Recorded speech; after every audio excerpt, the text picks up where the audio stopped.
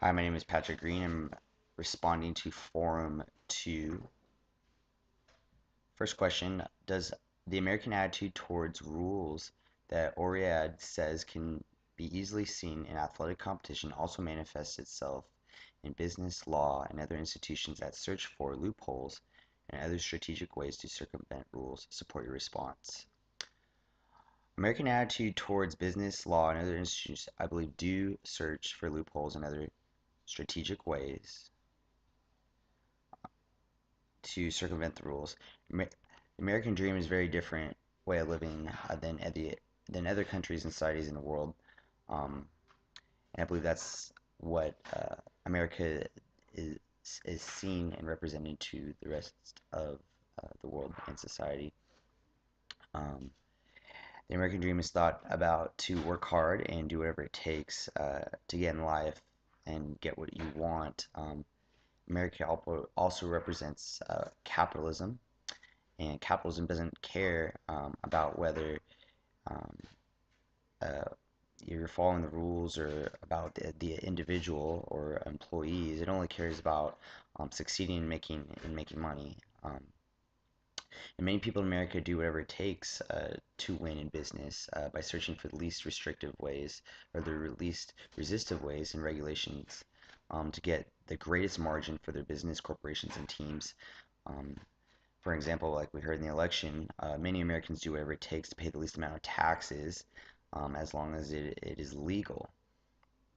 And and also in institutions such as universities, in particular in sports, many colleges look for ways to circumvent the rules to get their athletes to compete. Many institutions have their athletes have tutors and have other aides to help their athletes uh, have the least resistance to pass their classes, um, so their teams can profit from the wins and make the most amount of money for their university and also succeed by achieving the championship or league title. Um, so America, I believe, does represent the attitude of uh, finding a way to find loopholes and other strategic ways to circumvent the rules in order to succeed. Um, and I believe that America generally looks for the result to do whatever it takes to win, like I said, and values and beliefs tend to get skewed or blurred or overlooked if it gets that one person or team or institutional corporation their goal of what they want to achieve. Number two, to what degree does sport reflect society and society reflect sport? Sport completely reflects society and vice versa, and that is what other countries have. That is why other countries have different national sports and the way they represent their country. Particularly, the people that play that sport are representing their fans, their culture, and the way that they go about life. Great examples of these can be seen in the Olympics. The way athletes compete, train, and prepare and perform represents that society and country. I see this in all the Olympic sports, even soccer, track, and field, gymnastics, diving, weightlifting, all other sports. A country like, for example, Germany is very strict, disciplined, and likes to dominate in their society when it comes to the economy, business, inventions, education, raising their families. Um, and this also reflects the way they play sports. Um, and they're very dominant. They're very strong, and they win a lot.